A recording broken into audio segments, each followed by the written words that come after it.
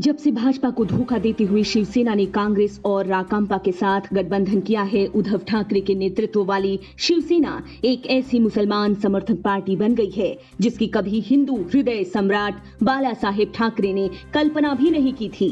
Party अब खुलेआम कश्मीरी पंडितों को ताना मार रही है और अपने गठबंधन सहयोगियों को सलाह दे रही है कि वे झूठ फैलाकर उनके दुखों का मजाक न उड़ाएं।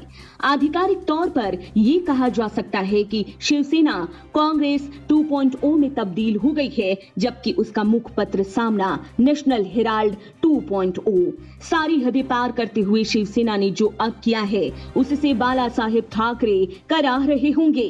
फिल्म द कश्मीर फाइल्स की सफलता शिवसेना को पच नहीं रही और उसने इसे भाजपा द्वारा एक चाल करार दिया है। नमस्कार, आप देख रहे हैं TFI, जो है देश का सबसे बड़ा ऑल्टरनेट न्यूज मीडिया पोर्टल। मैं पद्माश्री शुभम आपको बताऊंगी कि कैसे शिवसेना दूसरी कांग्रेस बनते जा रही है और सामना नेशनल हेराल्ड बन गया है। शिवसेना के मुखपत्र सामना ने हाल ही में एक संपादकीय लेख प्रकाशित किया था जिसमें कांग्रेस महाविकास अघाड़ी में उसके गठबंधन सहयोगी को कश्मीरी पंडितों और हिजाब प्रतिबंध पर भाजपा से लड़ने की सलाह दी गई थी। अगर ऐसे लेख नेशनल हेराल्ड द्वारा प्रकाशित किया जाता तो उसे ये सोचने के लिए क्षमा किया जा सकता है क्योंकि वो कांग्रेस का मुखपत्र है। आइए आपको बताते हैं कि शिवसेना के मुखपत्र सामना ने क्या छापा है। संपादकीय का एक पैराग्राफ इस प्रकार लिखा गया है। भाजपा की साइबर सेना नकली आख्यान बनाती है।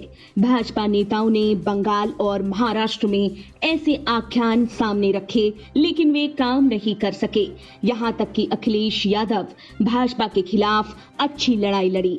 बाद में इसने विवेक अग्निहोत्री निर्देशित फिल्म पर निशाना साधते हुए कहा, लेकिन कांग्रेस इन नकली आख्यानों से लड़ने में असमर्थ है। कांग्रेस को अब हिजाब पंक्ति के इर्द गिर्द मुद्दे बनाकर या द कश्मीर फाइल्स जैसी फिल्मों के माध्यम से नकली प्रचार फैलाकर कथाएं बनाना सीखना चाहिए। कश्मीरी पंडितों के साथ एकजुटता दिखाने के बजाय लेख में शिवसेना पंडितों के दर्द और पीड़ा का मजाक उड़ाने के लिए कांग्रेस को नकली आख्यान सुझाने में व्यस्त थी। संपादकीय में लिखा गया कि कांग्रेस को प्रचारित करना चाहिए कि कश्मीरी पंडितों को तब कश्मीर घाटी छोड़नी पड़ी जब भाजपा द्वारा समर्थित VP सिंह सरकार सत्ता में थी और जगमोहन मल्होत्रा जो भाजपा के करीबी तथा कश्मीर के राज्यपाल थे। संपादकीय ने टिप्पणी की, ये सच कहा जाना चाहिए। नेशनल हेराल्ड की पत्रकारिता लाइन का पूरी तरह पालन करते हुए टैबलाइड पत्रिका ने ये भी दावा किया कि कांग्रेस का नेतृत्व केवल गांधी द्वारा किया जा सकता है। सामना ये सुझाव 5 विधानसभा चुनावों में पराजय के बावजूद दे रहा है। संपादकीय में G23 नेताओं की भी आलोचना करते हुए कहा गया कि वे बेकार हैं।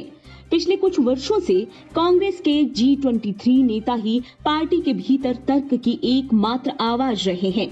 हालांकि गांधी के शीर्ष नेताओं ने अपनी शक्ति का उपयोग करके उन्हें निष्प्रभावी कर दिया है और अब शिवसेना जैसे सहयोगी कांग्रेस के मुखपत्र की तरह गांधी परिवार का बचाव कर रहे हैं। जब से कांग्रेस और शिवसेना एक साथ आए और उद्धव ठाकरे ने गठबंधन सरकार चलाना शुरू किया, तब से वाम उदारवादी बुद्धिजीवियों ने शिवसेना को उदारवादियों के नायक के तौर पर चुना है।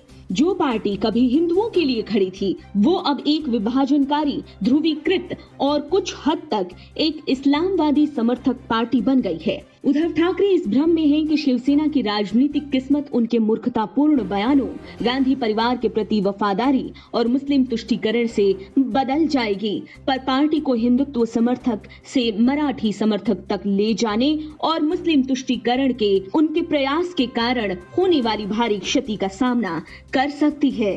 हालांकि पार्टी के राजनीतिक इतिहास से पता चलता है कि जब तक इसने हिंदुत्व को नहीं अपनाया तब तक मुंबई क्षेत्र के बाहर इसका विस्तार नहीं हुआ और आज के राजनीतिक वातावरण को देखते हुए ये राज्य के किसी भी क्षेत्र में सफल नहीं होगा। शिवसेना अपने गठबंधन सहयोगियों के तहत खुद को एक धर्मनिरपेक्ष पार्टी के रूप में पेश करने के लिए ओवर टाइम काम कर रही है, जो भाजपा के राष्ट्रव्यापी हिंदुत्व के विरोध में खड़ी है। हालांकि पार्टी के मुख्य मतदाताओं का शिवसेना से तेजी से मोह भंग हो रहे हैं और अगर ये प्रवृत्ति जारी रही तो अगले विधानसभा चुनाव में शिवसेना विलुप्त हो सकती है।